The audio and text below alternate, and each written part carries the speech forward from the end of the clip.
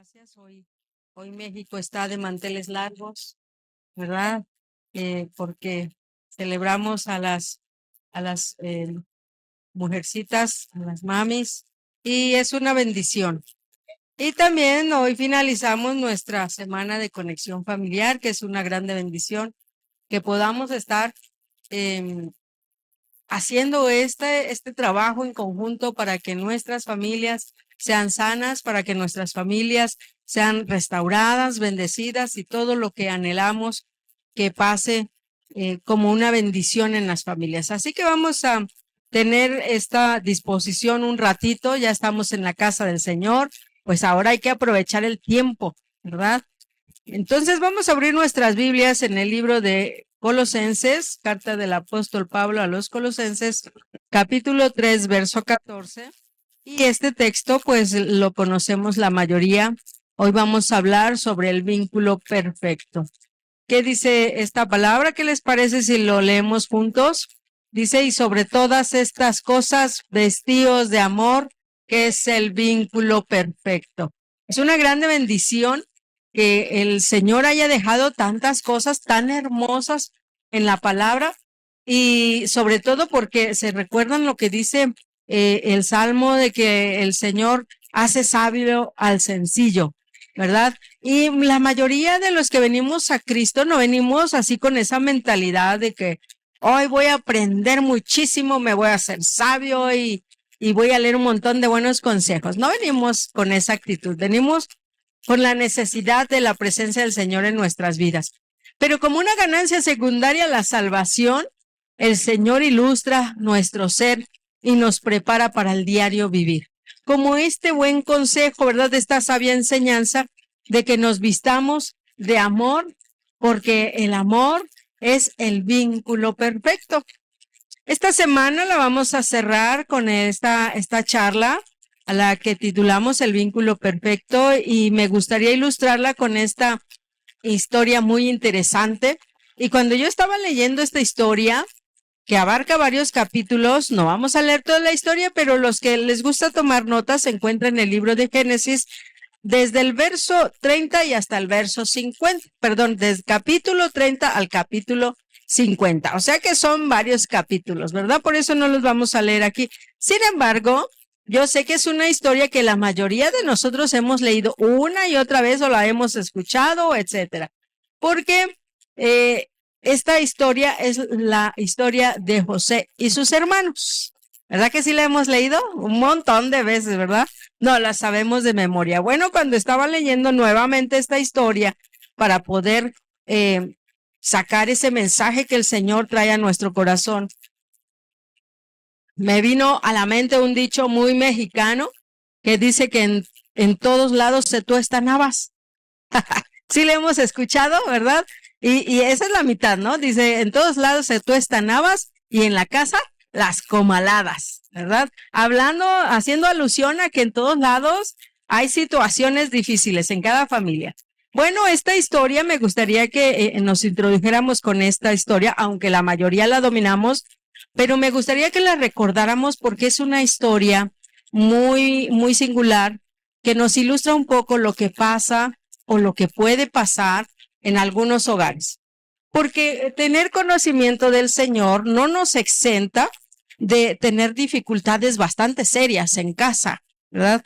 Porque como decía alguien por ahí, luego de repente el prójimo no coopera, ¿no? Y entonces a lo mejor hay alguien bien dispuesto para buscar del Señor, pero hay otro que no tanto, está muy cómodo o muy cómoda, ¿verdad? Entonces, esta historia la mayoría nos vamos a identificar, no porque sea el caso, sino porque en casa suceden situaciones que salen de nuestro control.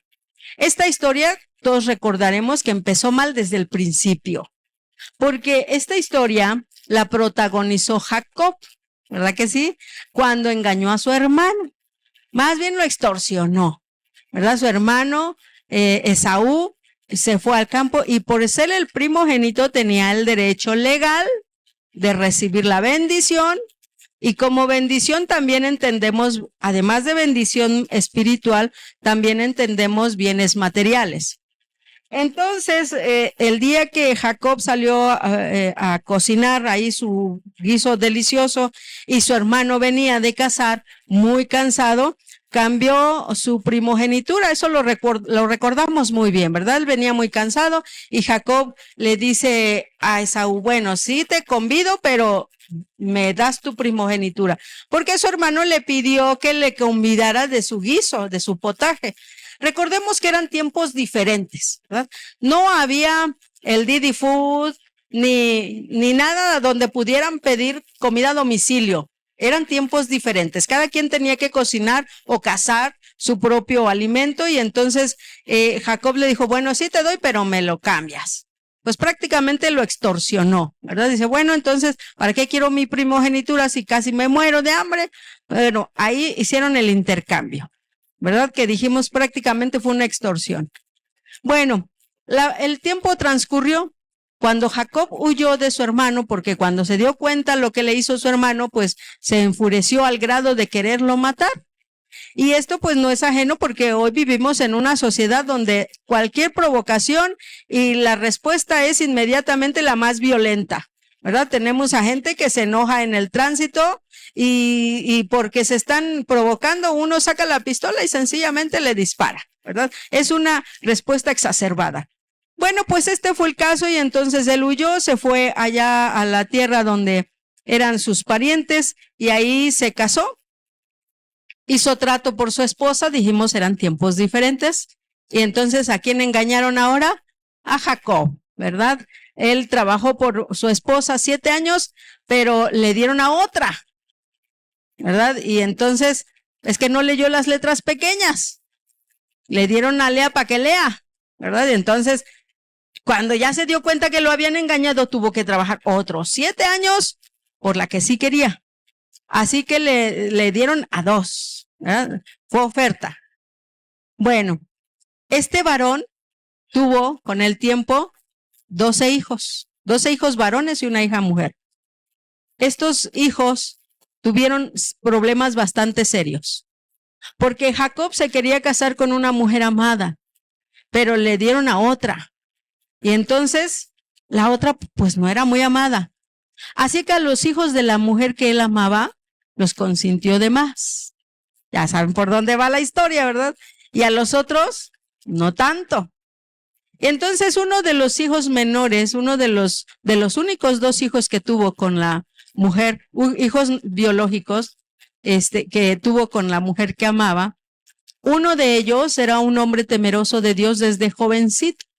Nos llama la atención su particular ¿cómo se dice? Su particular actitud, porque no era un hijo que se dejara provocar tan fácil, ¿verdad?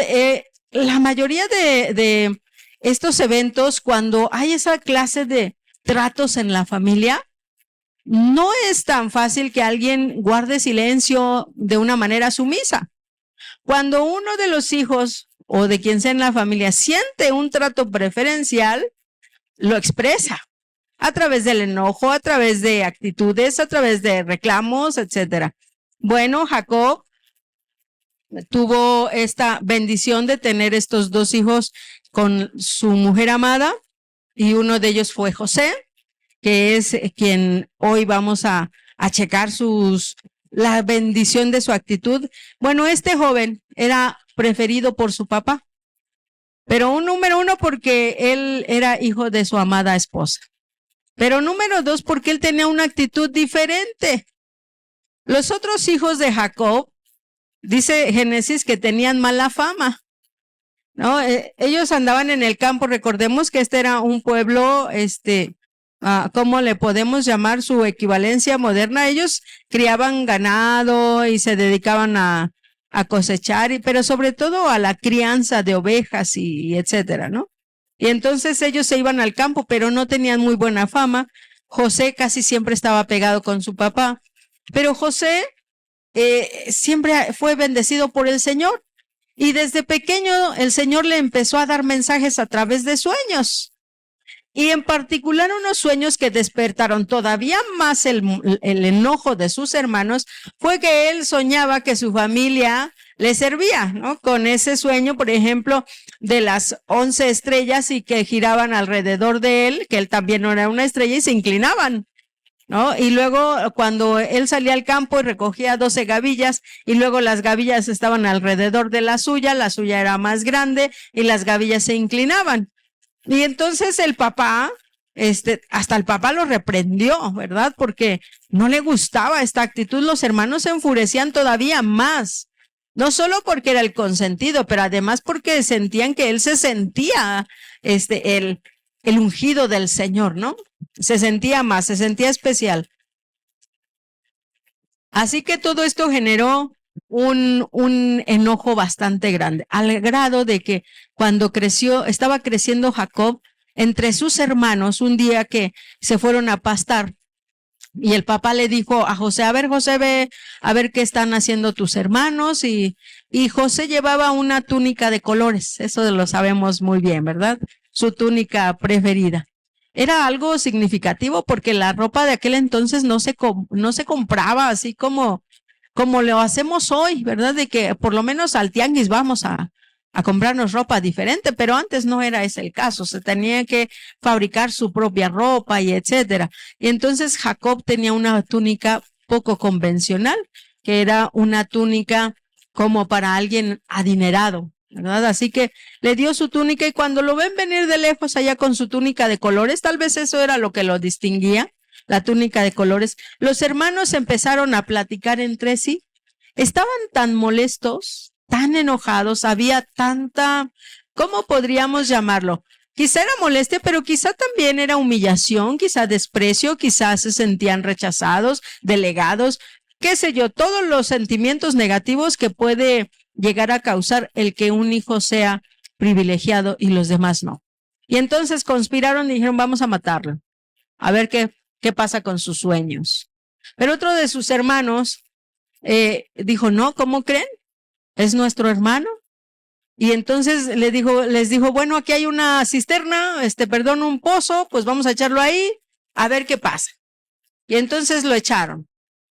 Y cuando venían a lo lejos una compañía de mercaderes madianitas, dijeron, ¿y por qué no mejor en vez de matarlo, por qué no lo vendemos? Que quizá por kilo les den más, ¿verdad? Y entonces lo venden. Se repartieron el dinero, no sabemos qué sucedió, pero lo vendieron. Pero en la narración de Génesis, cuando ya ellos fueron descubiertos allá en el mismo libro, en los capítulos más adelante, dice que entre ellos se decían, pero no escuchábamos el clamor de nuestro hermano pidiéndonos misericordia y no lo oímos. Así que José no era, o sea, lo escuchamos bien fácil, ¿verdad? Así como una película de Hollywood. Pero si nosotros tratamos de imaginar el momento, creo que era un momento demasiado feo, demasiado angustiante, demasiado triste como para haberlo presenciado. José clamaba a sus hermanos para que no lo vendieran, pero era 1 contra 11, ¿no? Contra 10, porque su otro hermano estaba en casa. Era 1 contra 10. Y de todos modos lo vendieron como esclavo. Sucede, si seguimos la historia de José, lo venden en Egipto, lo compra una persona importante de la política, se lo lleva a su casa. La esposa de este político pone los ojos en José porque dice la palabra que él era un joven hermoso y de bella presencia, ¿verdad? Entonces, joven, guapo, solo, esclavo, con costumbres diferentes, pues, y era esclavo del esposo de esta mujer, ¿verdad? Era esclavo de Potifar, y entonces él se negó y dijo, ¿cómo crees que voy a pecar contra el Señor? Si mi amo tiene toda la confianza en mí, todo él lo ha puesto en mis manos, excepto a ti, ¿cómo crees que voy a cometer semejante pecado?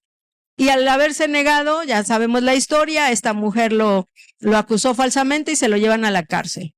En la cárcel Dios lo prosperó, porque dice la palabra que cada cosa que hacía José, el Señor la prosperaba. José siempre se mantuvo en esa comunicación con Dios y el Señor le dio ese don maravilloso, esa capacidad de poder interpretar los sueños.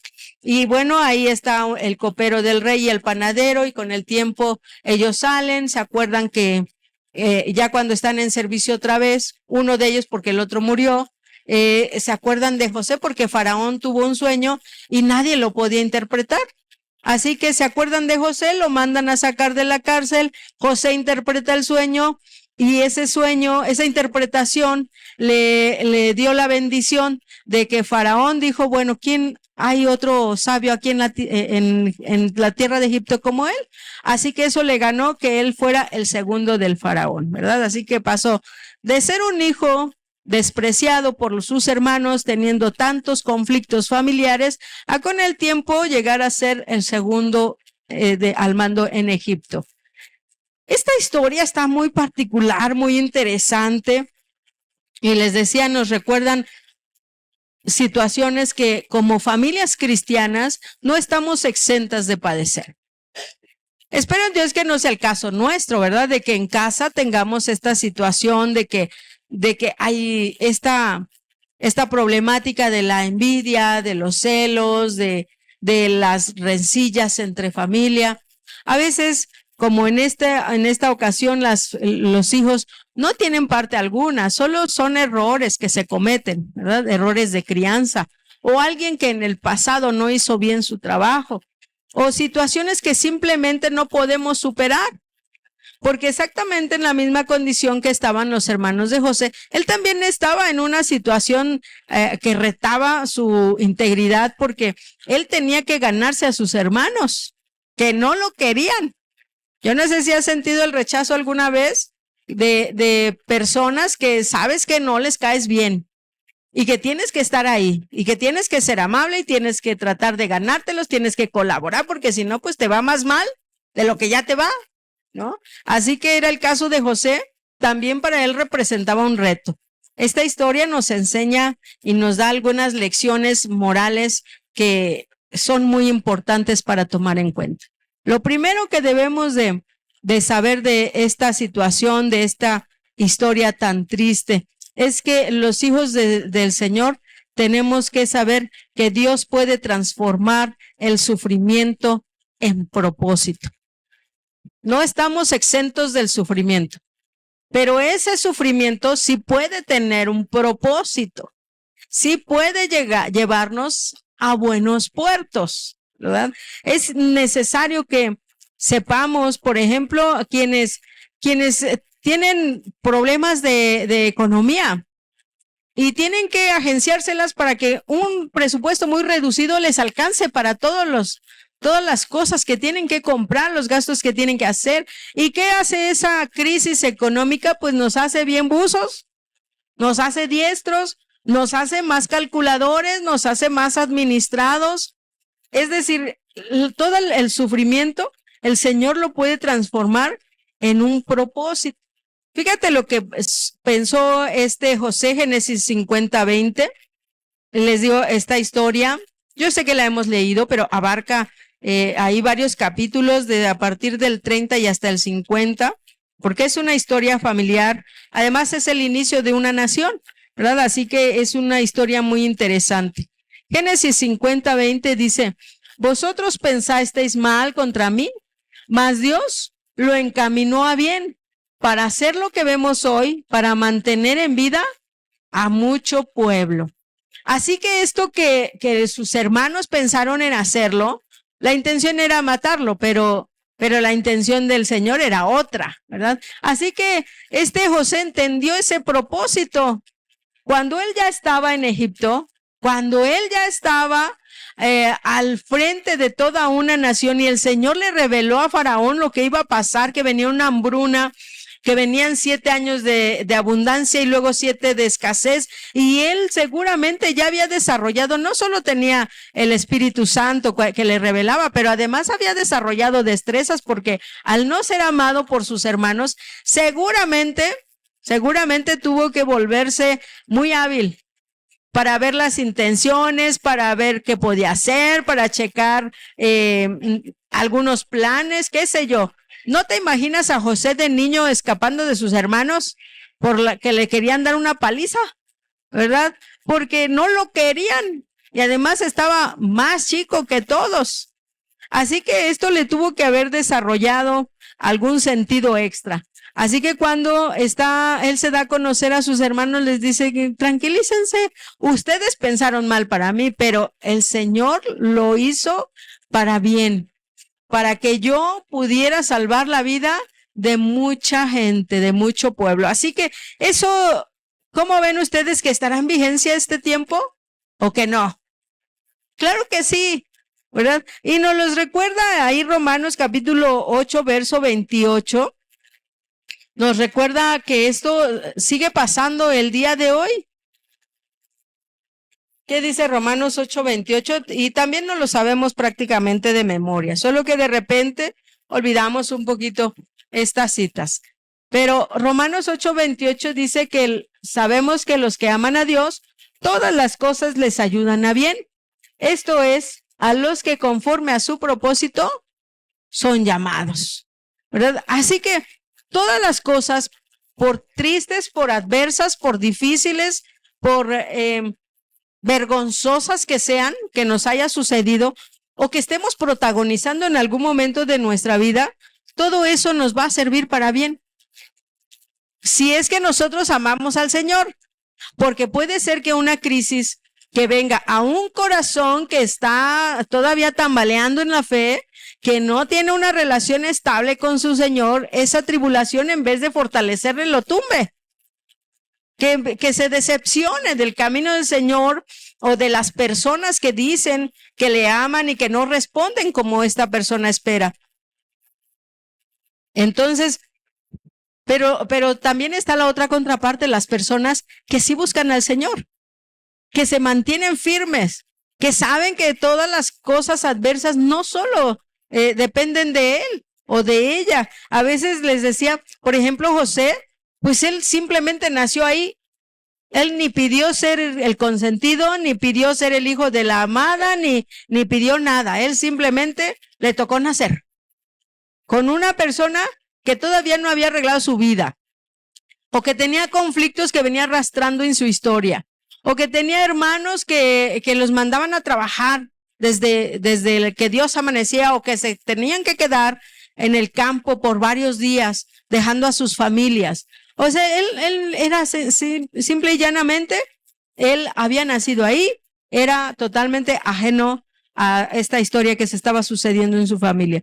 Y hoy hay muchos cristianos así, hay muchos cristianos que simplemente están en ese lugar donde se están dando dificultades, ni lo pidió, ni lo buscó, ni nada, o sea, simplemente le tocó esa historia.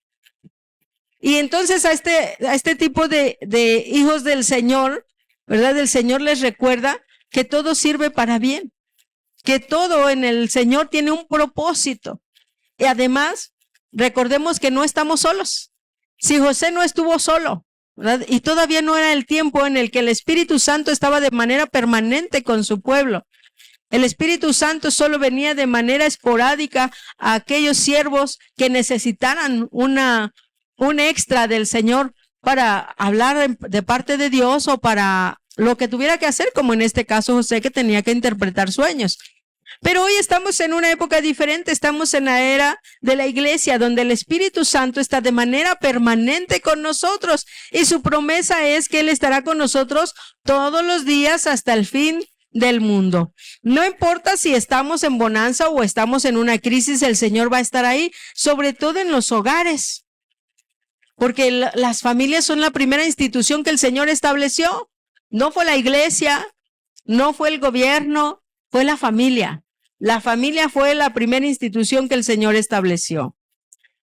El siguiente aspecto que podemos aprender de esta situación tan tremenda que le sucedió al Señor es que las secuelas de las malas relaciones deben sanar.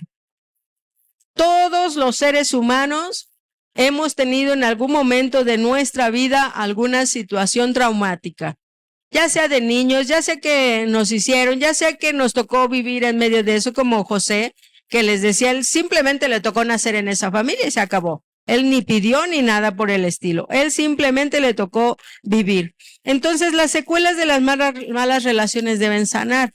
Esto era un patrón que se estaba repitiendo. ¿Qué pasó con Jacob y su hermano? tuvieron esa rivalidad precisamente por el mismo problema de sus padres.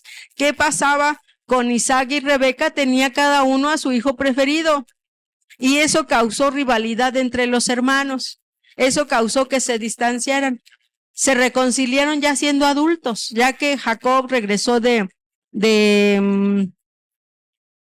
donde regresó, del país del lugar de sus padres, de su madre, y entonces regresó y se reconcilió con Esaú, se perdonaron.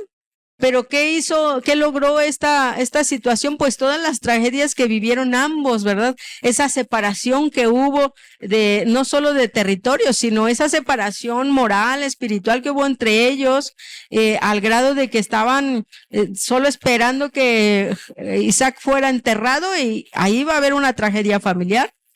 Y la gente de ese tiempo sí lo hacía, ¿verdad? Así que ellos con el tiempo, ya que habían pasado tantas cosas, ya que Jacob había sido engañado, ya que había sufrido en carne propia el sabor de la traición, del engaño y de la extorsión, entonces sí, comprendió a su hermano, ¿verdad? Y cuando regresó a casa, se reconciliaron. ¿Qué pasó con sus hijos? Estaban repitiendo esa misma historia.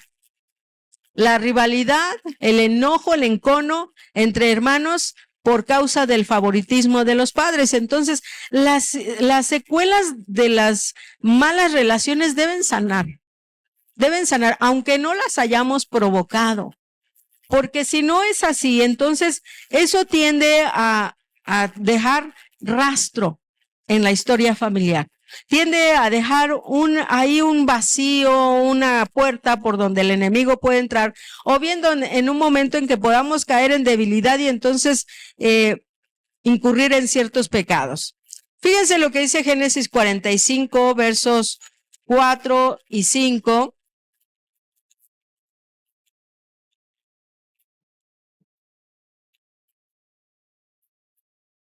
Y nos dice algo muy interesante sobre José.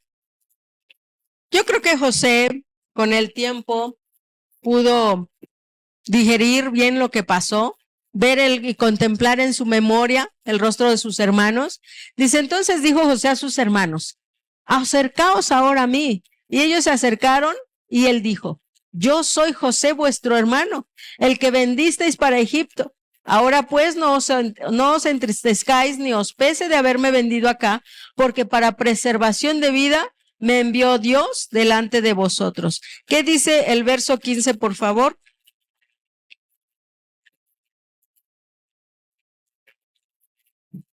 Yo creo que como en ese tiempo pues no había videollamadas ni nada, yo creo que nada más José se imaginaba a sus hermanos, ¿no? Dice, y besó a todos sus hermanos y lloró sobre ellos. Y después sus hermanos hablaron con él. Fue un momento de reconciliación. Todos hemos leído esa historia. Quizá algunos hemos visto esas películas bastante conmovedoras, muy ilustrativas de lo que puede pasar en las familias, ¿verdad? José cuando vio a sus hermanos inmediatamente los reconoció, pero ellos no lo reconocieron porque obviamente habían pasado los años, ¿verdad? Todos cambiamos con los años. No sé por qué los hermanos de José no cambiaron, porque él sí los reconoció. Yo creo que seguían igual de feos, ¿no? O guapos, no sé, ¿verdad? Pero él sí los reconoció, aunque ellos no. Pero imaginémonos a José. Ellos se imaginaban todavía, quizá en su mente estaba ese José pequeño, a lo mejor flaquito, miedoso, ahí en el pozo, ¿verdad? Pidiéndoles misericordia. Y José, cuando ya los reconoció, ya después de que estuvo fingiendo y que fueron y vinieron varias veces, ya no pudo aguantar más. Él sentía la necesidad grande de su corazón de ver a su padre, porque su madre había muerto, ¿verdad? Así que él quería ver a su padre, quería abrazar nuevamente a sus hermanos, quería tener esa comunión familiar, esa armonía familiar que de repente se pierde. Y entonces él simple y llanamente se dio a conocer. Sus hermanos estaban, dice la palabra, dice ahí en Génesis, que sus hermanos estaban así como todos pasmados. No sabían qué decir porque no entendían si era o no era José. Pero sí sabían que el Señor les estaba haciendo pagar su maldad, ¿verdad? Y entre ellos estaban conversando. Así que esto les decía, nos enseña algo muy importante. Las secuelas de las malas relaciones sí deben sanar. Deben sanar y sobre todo debemos pedirle al Señor esa claridad de mente y de corazón, ¿verdad? Porque no todas las situaciones son responsabilidad nuestra, pero algunas quizás sí. Quizá hemos incurrido en errores que nos han llevado a fracturar relaciones familiares y que luego con el tiempo cuesta trabajo, porque es muy fácil decir, tienes que pedir perdón. ¿Verdad? Eso es bien fácil. Pero ¿a cuántos no nos ha costado mucho trabajo pedir perdón? Nomás no sale, ¿verdad? A lo más que llegan muchos es a decir, ay, pues si te ofendí, pues discúlpame. Como si eso fuera el gran perdón de la vida, ¿verdad? Y eso no es, eso no es para nada saludable, porque eso quiere decir que en ese corazón o bien son ataduras o bien es falta de humildad, que no hay la posibilidad de reconocer las faltas y pedir perdón. No va a pasar nada, ¿verdad? No va a dejar de girar la tierra si alguien pide perdón. O sea, no se va a pasmar el mundo ni se va a poner en pausa si alguien dice, perdóname. Así tal cual, ¿verdad? Los hermanos de José le pidieron perdón y vieron el cumplimiento. José vio el cumplimiento de sus sueños, de los que el Señor le había dado, porque cuando él todavía no se daba a conocer a sus hermanos y mostró su enojo, y entonces, ¿qué hicieron sus hermanos? Lo que dice la historia, se acercaron corriendo y todos se postraron rostro a tierra para que dejara que no sabían que era José, pero que José dejara ir a alguno de sus hermanos, porque él dijo, ahora se queda conmigo, su hermano menor, ¿verdad? Y entonces dijeron, no, el Señor nos está haciendo pagar, y entonces todos rostro a tierra, ¿verdad? Eso era una señal de extrema reverencia. Y entonces ahí José vio cumplidos sus sueños, ¿verdad? Que el Señor le había dado. Él iba a ser más grande que sus hermanos. No que lo iban a adorar, solo que iba a ser más grande que sus hermanos. Entonces, es importante sanar, todos tenían que sanar, todos, incluyendo a José, aunque él no había incurrido en faltas, pero él tenía una gran carga en el corazón. ¿Qué pasa en el corazón de los que ofenden y de los ofendidos? En el ofendido, pues no hay una carga de odio, pero puede ser que haya grandes cargas de soledad o de tristeza o de decepción o de frustración o de incredulidad, de por causa de malas actitudes de otros, ya ni siquiera crean en el poder de Dios o en el amor de Dios, ¿verdad? Que pongan en tela de juicio la existencia o el poder de Dios en acción en las familias. Y en el corazón de los ofensores, pues esa carga, esa molestia de que no buscan al que se la hizo, sino al que se las pague, ¿no? Como en el caso de los hijos. Ellos tampoco tenían la culpa de que sus padres tuvieran ese problema de preferencias, de actitudes preferenciales hacia los hijos que dañan las relaciones. Ellos simplemente, como igual que José, les tocó nacer ahí, ¿verdad? Así que ambas partes tenían que sanar y estas relaciones, estas fracturas, las secuelas, cualquiera que sea la secuela, tiene que ser tratada. De lo contrario, esa historia tiende a repetirse, ¿verdad? Y tendemos a, ¿cómo se dice? A extender la ofensa. ¿Qué dice Proverbios 28:13, por favor? Está muy claro que debemos de superar todas las vivencias. ¿Qué dicen? El que encubre su pecado no prospera, ¿verdad? Mas el que lo confiesa y se aparta, alcanzará misericordia. Entonces, no reconocer el pecado nos hace estar estancados. ¿Y qué pasa con lo que se estanca? Se pudre, causa problemas, ¿verdad? Así que no reconocerlo no nos deja avanzar.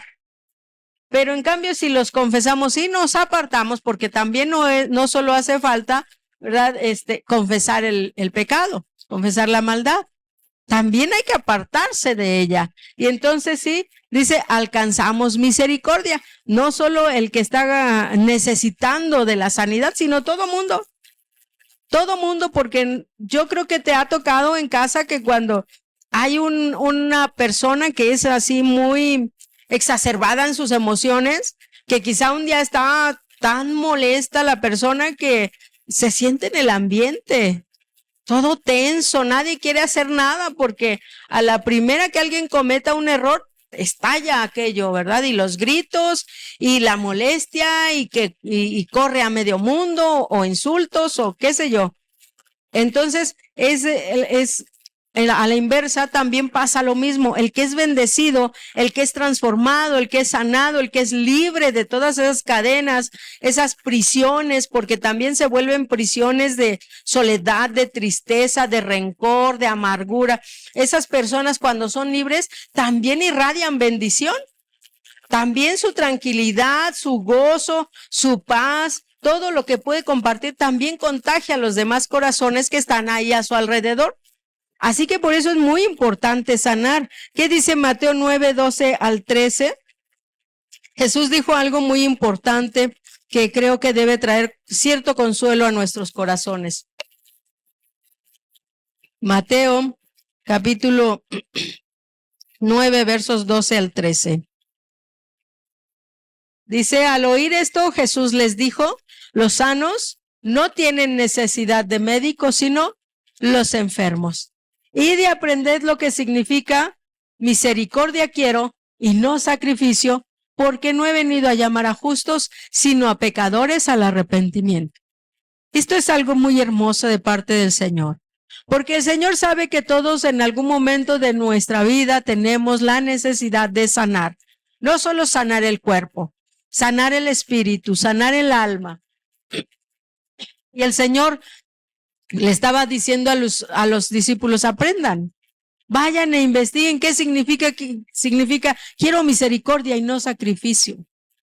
Porque los israelitas estaban acostumbrados a sus rituales, a todos los sacrificios, todas las ceremonias que estaban establecidas en la ley para recibir el perdón, para recibir bendición, para X, Y, Z situaciones. Pero el Señor les decía, ya no quiero eso, ya no quiero que hagan rituales, ya no quiero ofrendas, quiero que aprendan qué significa tener misericordia. Es mejor tener misericordia que hacer un sacrificio, ¿verdad? ¿Por qué? Bueno, pues porque dice aquí la palabra que los sanos no tienen necesidad de médicos, sino los enfermos. Y un conflicto familiar, una situación familiar gastada causa enfermedad. Enfermedad física, pero sobre todo enfermedad espiritual, enfermedad emocional, donde se tiende a repetir malos patrones, ¿no? Se tiende a causar sufrimiento, se tiende a dejar esa huella de maltrato. Porque bueno, hoy ya sabemos que le ponemos nombres sofisticados a todos los eventos de la vida, ¿verdad? Y una situación de problemas, de disgustos, de preferencias pueden generar traumas. Pero también hay actitudes que pueden ser maltrato, ¿verdad? El maltrato verbal, por ejemplo. Quizá José sufrió esa clase de maltrato de parte de sus hermanos, ¿no? De que le estuvieran propinando insultos o haciendo burla o excluyendo todo el tiempo. El maltrato físico porque lo vendieron como esclavo, ¿verdad? Y generalmente esta clase de vivencias tan difíciles generan traumas en las personas. Así que imaginémonos lo que pasa hoy. Así que Jesús dijo algo bien hermoso. Los sanos no tienen necesidad de médico, pero los enfermos sí. ¿Y cuántos venimos enfermos a Cristo? Todos. Con la necesidad de que esos corazones vacíos o constreñidos o maltratados o abandonados o demasiado soberbios, demasiado iracundos, vengan para ser sanados, ¿verdad? Y lo siguiente que aprendemos de aquí es pues que la integridad y la fidelidad son esenciales. Si algo marcó la vida de José, fue su integridad. No podríamos decir si algo marcó su vida fue el sufrimiento, porque eso nos queda claro, ¿verdad? Pero estamos hablando de su carácter, de su esencia como ser humano. La mayoría de nosotros cuando vienen crisis a nuestra vida, sin darnos cuenta, ¿verdad? Externamos lo que traemos dentro. ¿De qué estamos hechos? ¿Cuál es la verdadera porción de la presencia del Señor que sostiene nuestra vida? Cuando vienen las crisis es donde se echa mano de la fe y de la integridad que cada uno tiene en el corazón. Si algo marcó y algo hizo esta particular historia de bien en nuestros corazones fue la integridad y la fidelidad de José. Desde pequeño mostró un amor especial por el Señor. Mostró no ser no caer tan fácil en las provocaciones que lo incitaban a sacar lo peor de su corazón. Quizás sus hermanos lo provocaron mucho tiempo, quizá incluso sus padres, ¿no? Y quizá cuando él estuvo errante por ahí donde lo llevaron a una tierra que no era su tierra, quizá pasó muchas cosas que pudiéramos imaginarnos, porque se escucha muy fácil, muy simple la historia, ¿no? Lo vendieron como esclavo y fue a dar una casa y luego a la cárcel y luego etcétera, ¿no? Se escucha fácil, ¿verdad que sí? Pero no lo es tanto. Creo que fueron días angustiantes, días tristes, días difíciles. Quizá pasó frío, hambre, quizá fue humillado, quizá fue golpeado. Y todo esto no doblegó su fidelidad al Señor, ¿verdad? Así que es muy importante que aprendamos hoy que la integridad y la fidelidad son esenciales. No debemos perder, pese a las circunstancias adversas que vengan a nuestra vida, no debemos perder ese rasgo que nos distingue como hijos de Dios, aunque sea difícil. No quiere decir que vamos a fingir que nos duele, porque aquí en la historia nos dice que José clamaba a sus hermanos pidiendo misericordia que no lo vendieran. Igual cuando él estuvo en la casa de Potifar, las conversaciones que sostuvo con esta mujer, cuando él dijo, no es verdad, soy inocente, y nadie le creyó. Cuando él suplicó ahí en la cárcel a quien interpretó los sueños, por favor, cuando ustedes ya estén en sus puestos, acuérdense de mí, acuérdense de este siervo, ¿verdad? Entonces, él no perdió su integridad, aunque tuvo que pasar momentos muy difíciles. Eso era parte de su carácter como hijo de Dios. Y eso lo distinguió hasta el día de su muerte, ¿verdad? Así que es muy importante. Fíjense lo que dice Génesis 39:9, por favor. 39:9. Hoy la tecnología anda medio irreverente, ¿verdad? De repente no ayuda. Génesis 39:9 dice, no hay otro mayor que yo en esta casa y ninguna cosa me ha reservado sino a ti. Le está diciendo a la esposa de Potifar, ¿no? Por cuanto tú eres su mujer, ¿cómo pues haría yo este grande mal y pecaría contra Dios? ¿Verdad? Qué hermoso escuchar esto de la voz de un joven. Y luego el verso 23 que dice, por favor, el del mismo 39. Dice, no necesitaba atender el jefe de la cárcel cosa alguna de las que estaban al cuidado de José, porque Jehová estaba con José y lo que él hacía, Jehová lo prosperaba. Qué bonito, ¿verdad? Qué bonito escuchar estas referencias de un joven temeroso del Señor que no la tuvo fácil.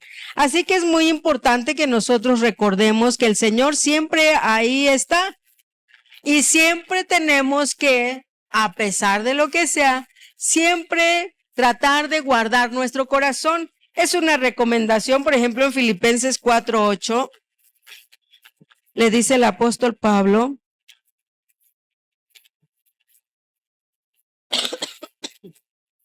esta recomendación está muy hermosa y esto no los deberíamos de memorizar, ¿verdad? Dice, por lo demás, hermanos, todo lo que es verdadero, todo lo honesto, todo lo justo, todo lo puro, todo lo amable, todo lo que es de buen nombre, si hay virtud alguna, si algo digno de alabanza, en esto pensar.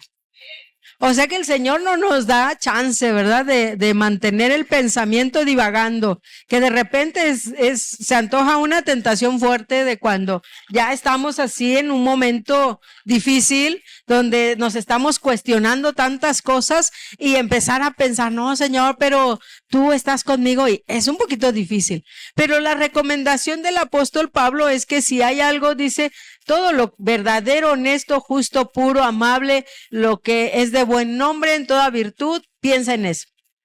Piensa en eso, ¿verdad? No pienses en que lo hacen a propósito, porque les caes gordo, porque buscan aplastarte, porque nomás te quieren fastidiar la vida. Oh, no, no, no. No, es que en realidad no sabemos qué tienen las otras personas. O incluso nosotros, porque también puede ser que nuestra vida no haya sido tan fácil y que hayamos quedado con ciertas deformaciones en la percepción, como que sintamos que todo lo hacen por nosotros. Si por ejemplo vemos que alguien se ríe por ahí y tenemos algún daño en nuestro corazón, pensamos que se ríen de nosotros, ¿no?